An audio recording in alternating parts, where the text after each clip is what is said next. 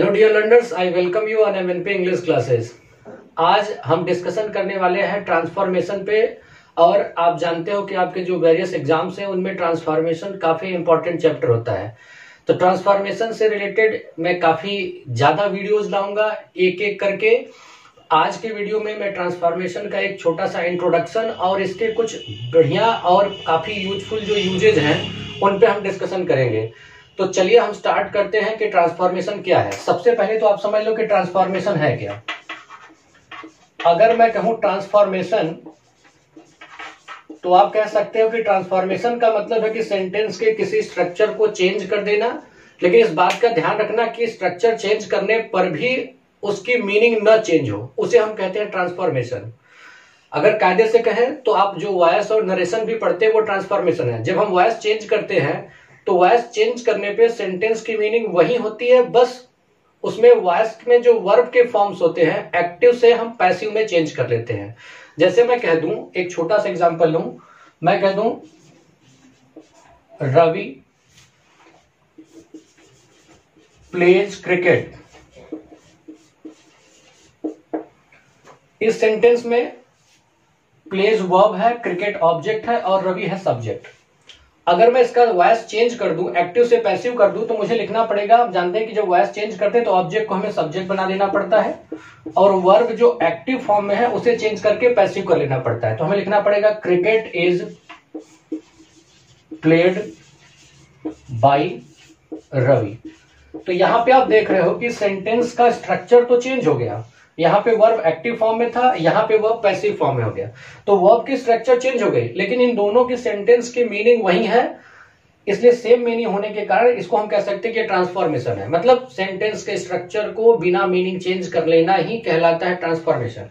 तो ट्रांसफॉर्मेशन में वॉइस भी जो है एक कह सकते हैं ट्रांसफॉर्मेशन का टाइप है। इसके अलावा भी तमाम ट्रांसफॉर्मेशन होते हैं। ट्रांसफॉर्मेशन में हम एक ही सेंटेंस, जैसे अफर्मेटिव है तो अफर्मेटिव को नेगेटिव में, इंटरोगेटिव है तो इंटरोगेटिव को नेगेटिव में, या दो सिंपल सेंटेंसेज हैं उनको मिला करके एक सिंपल सेंटेंस, एक सिंपल सेंटेंस को हम कॉम्प्लेक्स या कंपाउंड में चेंज कर ले। तो कहने का मतलब बस यही है कि सेंटेंस के स्ट्रक्चर को चेंज कर देना without changing the meaning of the sentence, उसे हम कहेंगे ट्रांसफॉर्मेशन। एक एग्जांपल में और समझाऊं तो मैं कह सकता हूं he advised me to teach English. अगर आप इस सेंटेंस को देखो तो यहां ही सब्जेक्ट है और advised me to teach English ये प्रेडिकेट है। तो अगर आप पहले से जानते हो तो ठीक, अगर आप नहीं जानते हो तो मेरे सेंटेंस पार्ट 1 और पार्ट 2 के ऊपर 2 वीडियोज पड़े हैं, उन्हें आप ध्यान से देख लें तो मैं अभी जो कहने वाले मतलब जो बात अभी कहना चाहता हूं वो आपको आराम से समझ में आ जाए। अगर किसी सेंटेंस में एक ही सब्जेक्ट है और एक सब्जेक्ट पार्ट है और एक प्रेडिकेट पार्ट है तो इस तरह के सेंटेंस को हम कह लेते हैं सिंपल। सिंपल सेंटेंस में एक पार्ट सब्जेक्ट होता है और एक पार्ट प्रेडिकेट। प्रेडिकेट का सबसे एसेंशियल पार्ट होता है मेन वर्ब। अगर मेन वर्ब आ गया तो समझो एक प्रेडिकेट पार्ट आ गया। अगर इसी सेंटेंस को मैं चाहूं तो ऐसे भी लिख सकता हूं, he advised me that I should teach English. अब इस सेंटेंस को देखो, आप इस सेंटेंस में आप देख रहे हो ही सब्जेक्ट है, एडवाइज्ड मी प्रेडिकेट है, कंजंक्शन आ गया और इस कंजंक्शन में ही एडवाइज्ड मी एक क्लॉज हुआ और अगला है I subject should teach English, ये इसका प्रेडिकेट है। तो ये इसमें 2 क्लॉज हैं। अगर किसी सेंटेंस में एक से ज्यादा सब्जेक्ट और प्रेडिकेट पार्ट आ जाते हैं तो वो क्लॉज कहलाते हैं। तो इन दोनों, इस सेंटेंस में 2 क्लॉज को कंजंक्शन ने, दैट ने जोड़ रखा है। तो अब आप जानते हो कि जब मेन क्लॉज के साथ सबऑर्डिनेट क्लॉज आता है तो ये मिलकर के जो सेंटेंस बनता है वो बन जाता है कॉम्प्लेक्स। तो ये ऊपर का सेंटेंस सिंपल था, सेम मीनिंग इसका भी है, लेकिन यहां पे आप देख रहे हो एक से ज्यादा सब्जेक्ट और प्रेडिकेट आ गए। तो अगर किसी सेंटेंस में एक ही सब्जेक्ट और प्रेडिकेट होंगे तो सेंटेंस सिंपल होगा, लेकिन अगर एक से ज्यादा सब्जेक्ट और प्रेडिकेट आ गए तो या तो कॉम्प्लेक्स होगा या तो कंपाउंड। अब चूंकि कंजंक्शन दैट है तो हम सब लोग जानते हैं कि दैट कंजंक्शन से सबऑर्डिनेट क्लॉज बनता है। तो ये आपके सबऑर्डिनेट क्लॉज आ गया। तो मेन क्लॉज के साथ जब सबऑर्डिनेट क्लॉज आता है तो इसको हम कहते हैं कॉम्प्लेक्स सेंटेंस। तो सिंपल सेंटेंस को हमने आराम से चेंज कर लिया कॉम्प्लेक्स सेंटेंस में। ये होता है ट्रांसफॉर्मेशन का मतलब बेसिक आइडिया, जो हमें इतना तो कम से कम जानना ही चाहिए कि दो सिंपल सेंटेंस को एक कॉम्प्लेक्स बना देना या कंपाउंड बना देना, या एक सिंपल सेंटेंस को कोई कॉम्प्लेक्स चेंज कर देना, सेंटेंस के फॉर्म को चेंज कर देना मीनिंग के बिना बदले। आज के क्लास में जो हमारा मेन फोकस होगा, जो डिस्कशन होगा, वो इस बात पे होगा कि अगर दो सिंपल सेंटेंसेस दिए गए हों तो उन्हें हम कैसे चेंज करें। तो पहले आप ध्यान रखेंगे कि दो सिंपल सेंटेंसेस अगर दिए गए हों तो जाहिर सी बात है अगर दो सिंपल सेंटेंसेस दी गई होंगी तो उन दोनों सिंपल सेंटेंसेस में एक पार्ट सब्जेक्ट होगा और एक पार्ट प्रेडिकेट होगा। तो इसमें हमें ध्यान ये देना है कि दो सिंपल सेंटेंस होंगे तो दोनों के अपने सब्जेक्ट और प्रेडिकेट होंगे। अच्छा, प्रेडिकेट का जो सबसे जरूरी चीज होता है वो होता है उसका मेन वर्ब। अच्छा, इसमें भी मेन वर्ब होगा और प्रेडिकेट में इसमें भी मेन वर्ब होगा। अगर मैं कह दूं दो सिंपल सेंटेंसेस दिए गए हों तो उनको एक सिंपल सेंटेंस बनाना हो, तो हम जानते हैं कि अगर एक सिंपल सेंटेंस लिखेंगे तो सिंपल सेंटेंस में एक ही मेन वर्ब आता है, जबकि दो सिंपल सेंटेंस को एक सिंपल सेंटेंस बनाने के लिए हमें एक ही मेन वर्ब यूज करना पड़ेगा, जबकि दिए गए दो सेंटेंसेस में दो मेन वर्ब होंगे। तो हम कैसे इनको चेंज करके एक सिंपल सेंटेंस बनाए, ये आज के क्लास का डिस्कशन होगा। तो इसको चेंज करने के कुछ तरीके ऐसे हो सकते हैं। अब हम जान रहे हैं कि दोनों में मेन वर्ब दिए गए हैं, सिंपल सेंटेंस दोनों को मिला करके जब हम एक बनाना चाहेंगे तो हमें एक ही मेन वर्ब की जरूरत होगी। तो जब एक ही मेन वर्ब की जरूरत होगी तो या तो हम एक मेन वर्ब इन दोनों से जो दिया है उसको हम उसका नाउन फॉर्म जो होता है वो बदल करके उसको नाउन बना लें, तब भी हम उसको एक सिंपल बना सकते हैं, क्योंकि एक ही मेन वर्ब आना है एक सिंपल सेंटेंस में। जब दो सिंपल दिए हैं तो दोनों में इनके अलग अलग मेन वर्ब हैं। जब एक सिंपल सेंटेंस बनाना चाहेंगे तो वहां एक मेन वर्ब की जरूरत होगी, तो दो मेन वर्ब में से एक मेन वर्ब बनाना होगा, तो एक मेन वर्ब जो होगा उसको हम चाहें तो वर्ब की जगह उसको नाउन बना लेंगे। या फिर क्या कर सकते हैं, दूसरा काम हम ये कर सकते हैं कि नाउन अगर हम ना बनाना चाहें तो हम एक मेन वर्ब को हम कोई नॉन फाइनाइट वर्ब बना लें। नॉन फाइनाइट वर्ब, आप मुझे लगता है कि उम्मीद होगा कि आप जानते होंगे नॉन फाइनाइट का मतलब इन्फिनेटिव, जेरंड और पार्टिसिपल नॉन फाइनाइट होते हैं। इन्फिनेटिव होता है टू के साथ वर्ब का बेस फॉर्म। अच्छा, जेरंड होता है वर्ब का फोर्थ फॉर्म। अब पार्टिसिपल में भी तीन होते हैं, प्रेजेंट पार्टिसिपल, पास्ट पार्टिसिपल और परफेक्ट पार्टिसिपल। तो प्रेजेंट पार्टिसिपल वर्ब का फोर्थ फॉर्म होता है, पास्ट पार्टिसिपल वर्ब का थर्ड फॉर्म होता है और परफेक्ट पार्टिसिपल होता है हैविंग के साथ वर्ब का थर्ड फॉर्म। तो एक काम ये हम कर सकते हैं कि भाई दो मेन वर्ब दिए हैं, इस बात को मुझे उम्मीद है कि सारे लिसनर यहाँ जो सुन रहे हैं या जो व्यूअर देख रहे हैं वो ये बात जानते होंगे कि जो नॉन फाइनाइट वर्ब होते हैं वो कभी भी सेंटेंस में मेन वर्ब की तरह एक्ट नहीं करते हैं। तो अगर हमारे पास भाई दो सिंपल सेंटेंस है तो दो मेन वर्ब हैं, तो एक को हम मेन वर्ब बना लेंगे और जो दूसरा वाला मेन वर्ब होगा उसको नॉन फाइनाइट बना लेंगे। और नॉन फाइनाइट वर्ब होते हैं लेकिन वो कभी भी मेन वर्ब की तरह एक्ट नहीं करते, तो दो मेन वर्ब में से एक मेन वर्ब हो जाएगा, दूसरे को नॉन फाइनाइट बना लेंगे। तो इस तरह से भी हम चाहेंगे तो दो सिंपल सेंटेंस को जोड़ के एक सिंपल सेंटेंस बना लेंगे। एक और बड़ा इंटरेस्टिंग तरीका है जो कि काफी यूजफुल है, वो ये है कि हम यूज कर लें नाउन के अपोजिटिव फॉर्म का, नाउन के अपोजिटिव केस का। तब भी हम चाहे तो दो सिंपल सेंटेंस को एक सिंपल सेंटेंस बना सकते हैं, लेकिन आज के क्लास में हम इसी बात को डिस्कस करेंगे। और फिलहाल मैं आपको समझाने की कोशिश करूंगा कि अपोजिटिव केस है क्या, इसको किस तरह से हम अप्लाई करके अपोजिटिव केस के थ्रू हम जोड़ सकते हैं। पहली बात हम ये समझने की कोशिश करेंगे एग्जाम्पल के थ्रू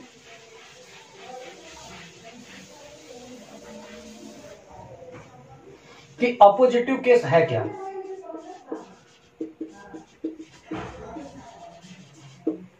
अपोजिटिव केस समझने के लिए आप समझ लो, जैसे मैं कह दूं Ravi a doctor came to me. अब यहां पे आप देख रहे हो कि इस सेंटेंस में केम टू मी ये प्रेडिकेट है, वर्ब है, और केम टू मी में ये केम वर्ब है, और इस वर्ब का अगर कोई सब्जेक्ट कह दे तो आपका ये रवि सब्जेक्ट है। फिर ये और डॉक्टर क्या है, तो ये सब लोग जान रहे होंगे कि जब हम किसी सब्जेक्ट के बाद कॉमा करके फिर आगे भी इस तरह से कॉमा कर देते हैं तो ये जो बात लिखी जाती है ये इसी सब्जेक्ट के बारे में इंफॉर्मेशन होता है, रवि। अब इस रवि को ही हम और डॉक्टर कह रहे हैं। ध्यान देंगे, और रवि और डॉक्टर, अगर ये दो अलग अलग लोग रहे होते तो हम यहाँ कंजंक्शन एंड से दोनों को जोड़ दिए होते, लेकिन चूंकि ये एक ही पर्सन के बारे में इंफॉर्मेशन है तो इसलिए इसको हम कॉमा लगा करके इस तरह से यहां लिख देते हैं, और इसी को हम कह देते हैं अपोजिटिव केस। एक तरह से हम कह सकते हैं कि जो डॉक्टर है ये रवि के बारे में ही इंफॉर्मेशन है, तो ये अपोजिटिव केस में लिख दिया हमने। जब कभी जैसे मैं कह दूं कि Gandhi a great leader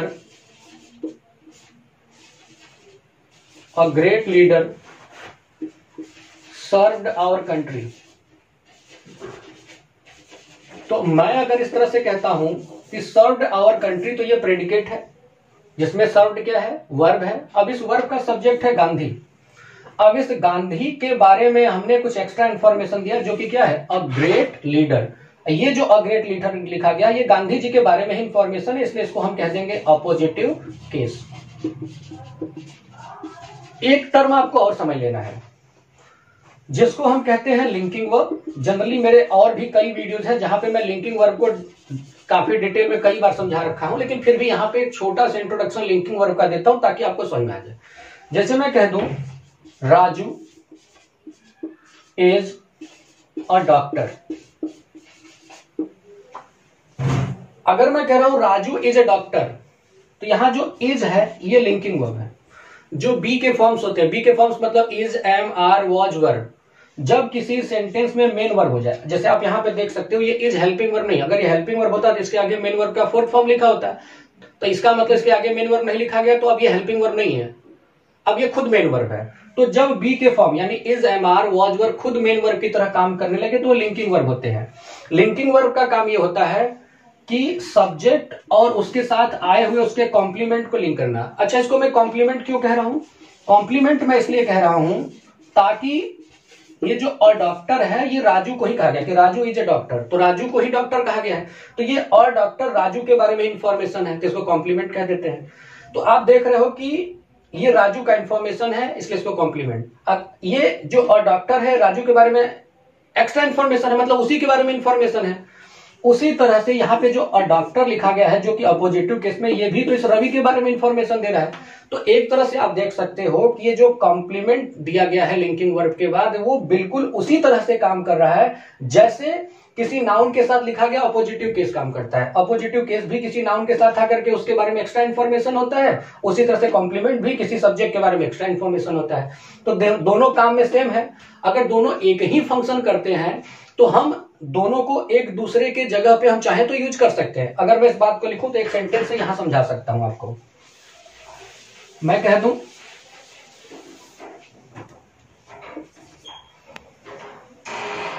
Raju is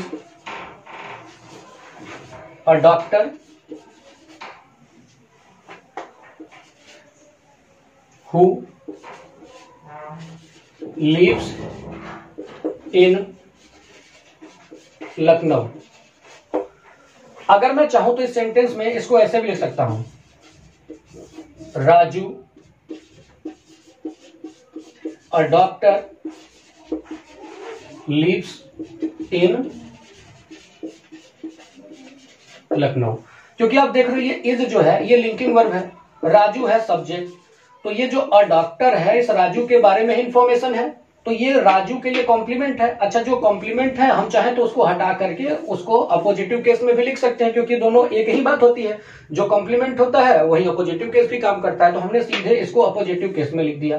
फिर जो बचा हुआ पार्ट था, अब चूंकि ये हु आया है इसी डॉक्टर के लिए तो सीधे इसको वर्ब बना दिया क्योंकि राजू इसका सब्जेक्ट है, राजू को ही हु कहा गया है।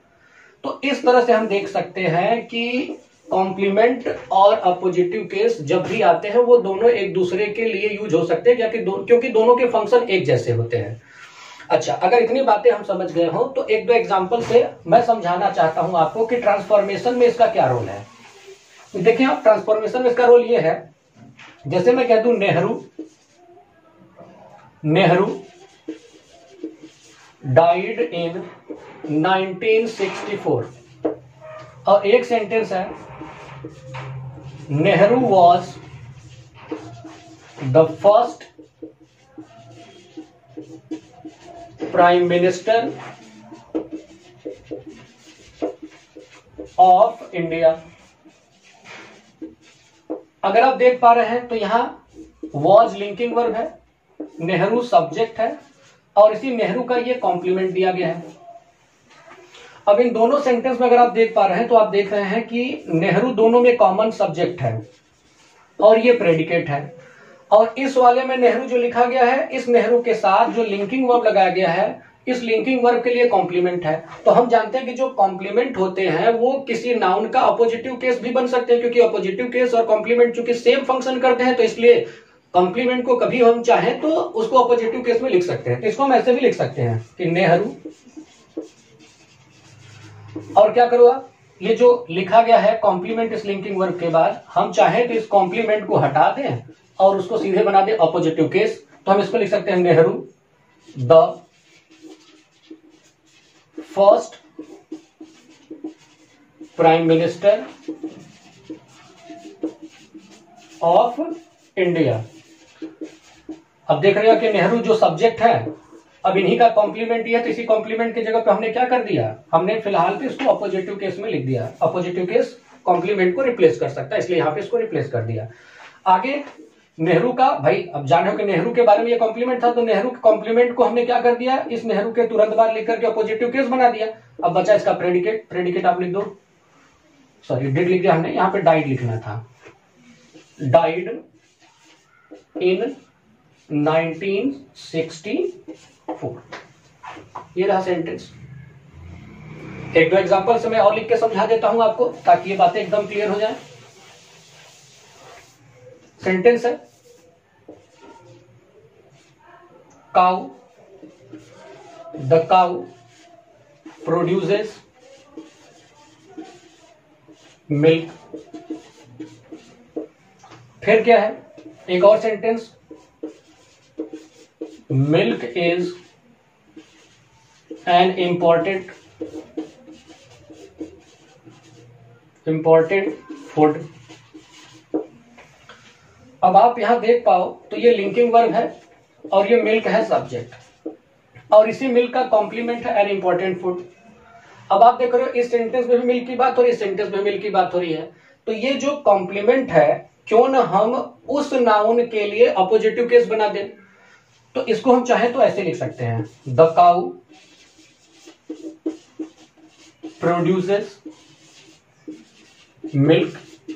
आगे आप जान रहे हो कि ये जो लिखा गया बात है इसी मिल्क का कॉम्प्लीमेंट है, तो क्यों हम इस पूरे स्टेटमेंट को लिखने के बजाय इसको अपोजिटिव केस में चाहे तो लिख दे हम, तो लिख सकते हैं the cow give produces milk.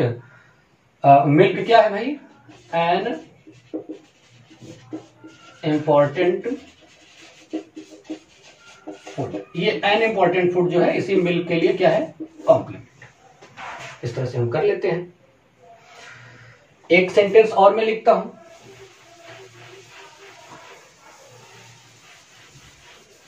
अगला सेंटेंस है, Geetanjali is a collection of short poems। एक और सेंटेंस है, टैगोर won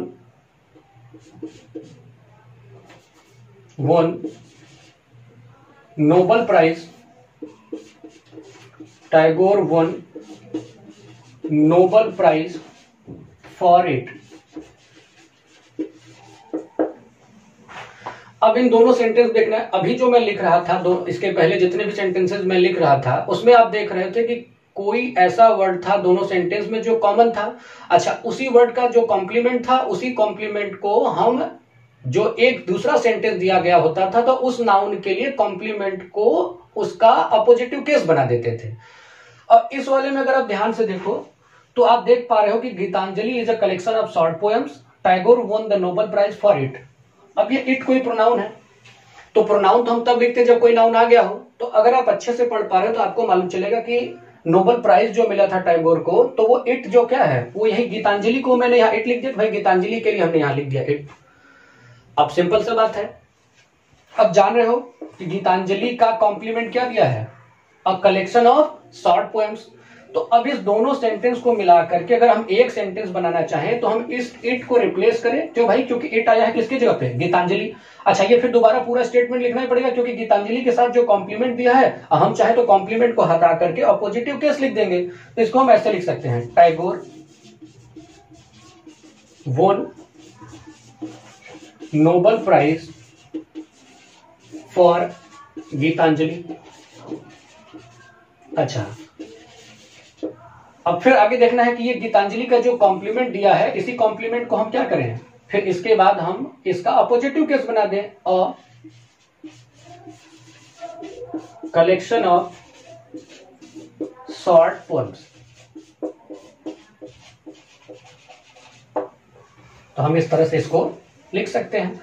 तो अगर ये छोटी छोटी बातें हम अच्छे से जानते हो कि लिंकिंग वर्ब क्या होते हैं, अपोजिटिव केस क्या है, तो इस तरह के, खास तौर पे इस तरह के जिसमें कॉम्प्लीमेंट दिए गए हों, उनको हम आराम से चेंज करके हम चेंज कर सकते हैं 2 सिंपल सेंटेंस से 1 सिंपल सेंटेंस। क्योंकि एक जो वर्ब है इसकी जरूरत खत्म हो जाएगी, क्योंकि ये जो लिंकिंग वर्ब, जो ये मेन वर्ब है, इसके कॉम्प्लीमेंट जो लिखे गए हैं, अगर हम अपोजिटिव केस बना देंगे तो इस वर्ब की जरूरत खत्म हो जाएगी। तो इस तरह से इन दोनों सेंटेंस में केवल एक ही वर्ब आएगा, और जो लिंकिंग वर्ब दिए होते हैं उसकी जरूरत ही खत्म हो जाती है, वो सीधे उस वर्ड का कॉम्प्लीमेंट बन जाता है। तो एक वर्ब की जरूरत खत्म हो जाती है। यही तो दिक्कत होती है, जब 2 सिंपल सेंटेंस होते हैं तो 2 वर्ब होते हैं, जब उनको मिला करके हमें एक सिंपल सेंटेंस बनाते तो हमें एक ही मेन वर्ब की जरूरत पड़ती है। तो एक मेन वर्ब को खत्म करने के लिए अगर वो मेन वर्ब लिंकिंग वर्ब है तो उसको हम हटा करके उसका जो कॉम्प्लीमेंट है सीधे अपोजिटिव केस बना देंगे, तो हमें इस वर्ब की जरूरत नहीं रह जाएगी। ये एक बात है जो हमें ध्यान देना पड़ता है। अब मैं एक सेंटेंस और लिख देता हूं, और ये आपके लिए होमवर्क है। आप अच्छे से, होमवर्क मतलब ये समझो कि आप जो कमेंट बॉक्स है उसमें आप लिखेंगे अपना जो इसका आंसर हो पाएगा। आप लोग अपने से कोशिश जरूर करना। एक सेंटेंस है,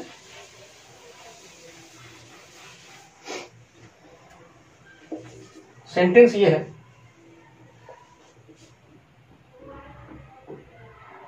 राजू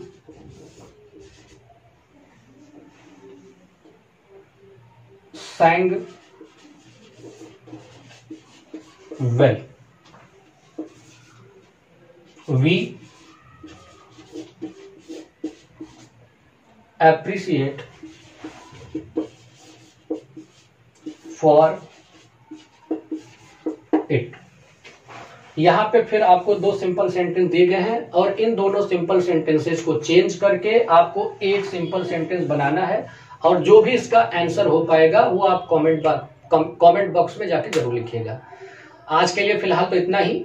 आगे एक क्या भी कई वीडियोस में इसके ऊपर लेकर आऊंगा, जिसमें धीरे धीरे ट्रांसफॉर्मेशन को लेकर के जितने भी आपके कॉन्सेप्ट हो पाते हैं, मेरी कोशिश होगी कि आपको ज्यादा से ज्यादा टॉपिक क्लियर कर दूं और आपको आपके आने वाले एग्जाम में काफी उससे हेल्प मिल सके। आज के लिए फिलहाल इतना ही। Thank you very much.